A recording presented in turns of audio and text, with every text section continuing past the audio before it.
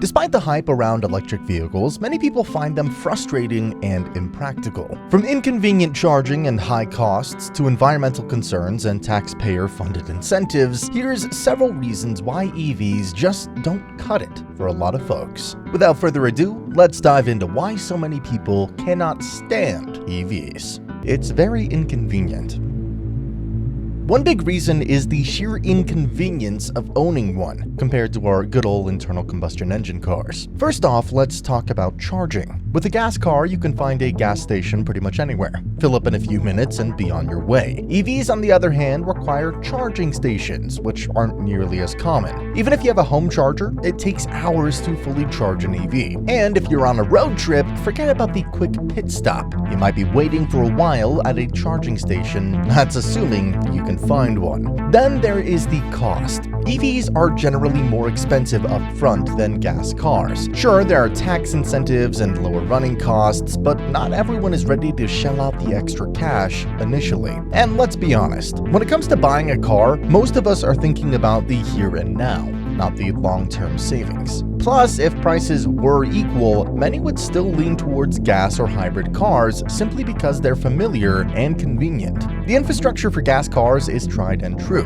and people know what to expect. Living with an EV can be a hassle. If you live in an apartment or a place without a garage, finding a spot to charge can be a nightmare. Not to mention, in colder climates, battery performance can drop, meaning you get fewer miles on a charge just when you need it most. There's also the concern about battery life and cost of replacement. While many manufacturers claim long battery lifespans, the idea of having to replace an expensive battery pack a few years down the line is enough to make people think twice. So for many, the convenience, familiarity, and reliability of gas and hybrid cars make them a much more attractive option. The thought of dealing with the inconveniences and potential extra costs of EVs is enough to keep people sticking to what they know and trust. Taxpayer money misuse.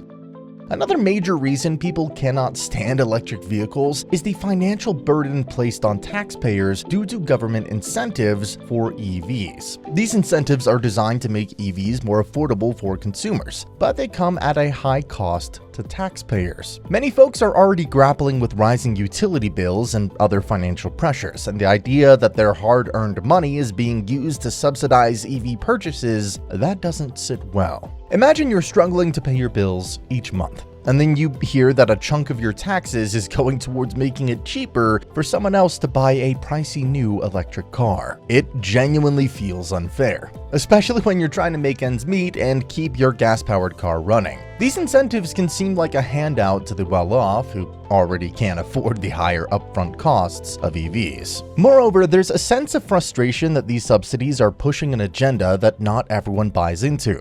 Not everyone is convinced that EVs are the best solution for our environmental issues, and some see the push for EVs as a political move rather than a practical one. For those who are skeptical of the EV hype, it feels like their tax dollars are being wasted on a tech that they don't support. So while the government is trying to make EVs more attractive, the financial burden placed on taxpayers only adds to the list of reasons why so many people are turned off by the idea of switching from their trusty gas or hybrid cars to electric ones. Environmental impact.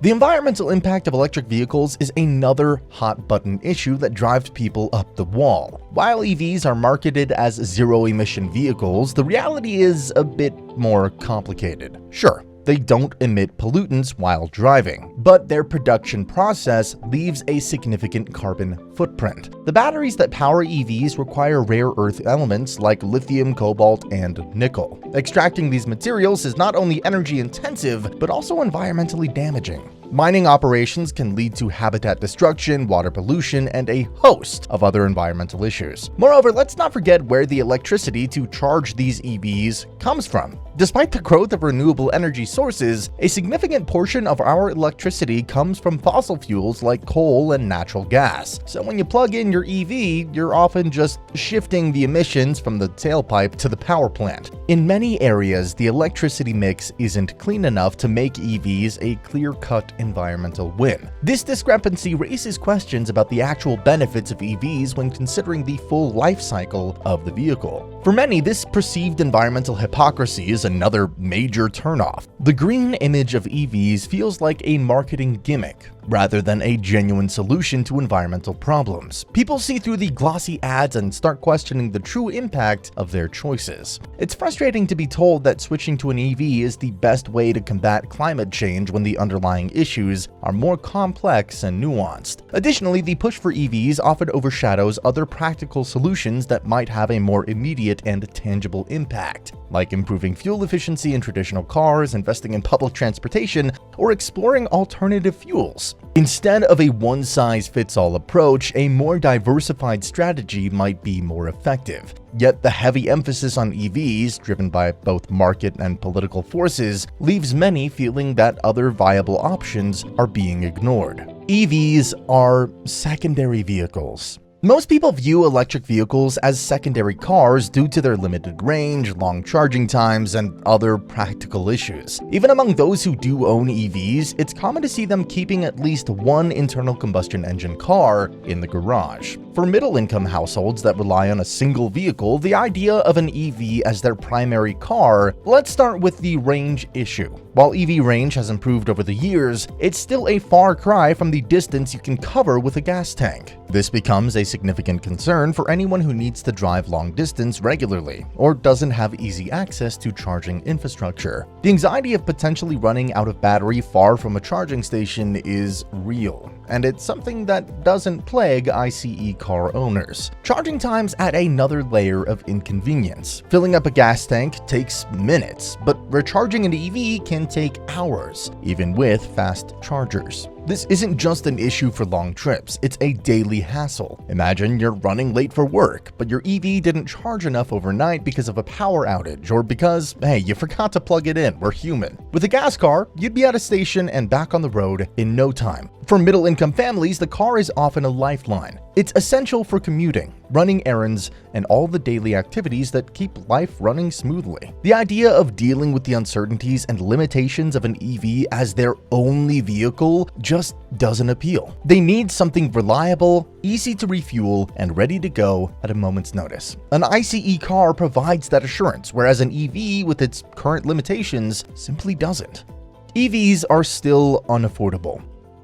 High prices remain a significant barrier to the widespread adoption of electric vehicles. Despite various incentives and discounts, EVs are still generally more expensive than their gas-powered counterparts, especially when comparing similar-sized vehicles. The price difference is a major striking point for many potential buyers. So let's break it down. Even with government subsidies, tax breaks, and manufacturer incentives, the sticker price of an EV often exceeds that of a comparable ICE or internal combustion engine car. For many people, especially those on a tight budget, this initial cost is a deal breaker. They might appreciate the lower running costs of an EV in the long term, but the higher upfront expense is a hurdle they simply cannot or don't want to overcome. The higher price of an EV is largely due to the cost of their batteries. While battery technology is improving and prices are gradually coming down, they still represent a significant portion of the vehicle's overall cost.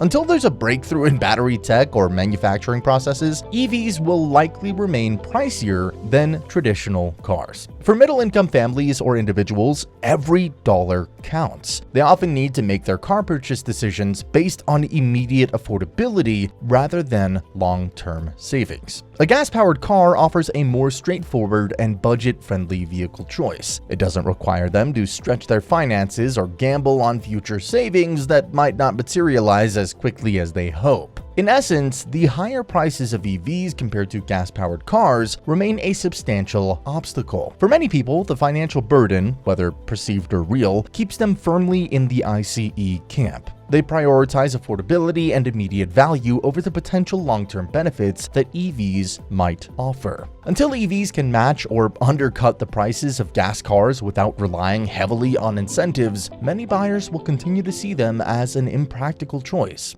In the end, the allure of electric vehicles fades for many when faced with the reality of high costs, limited convenience, and questionable environmental benefits. While EVs may be marketed as the future, their current drawbacks make it clear why so many people prefer to stick with their reliable gas-powered cars. Until these issues are resolved, it's no wonder why EVs remain a tough sell for the average driver. If you enjoyed this video, please subscribe to the channel to see more videos like this.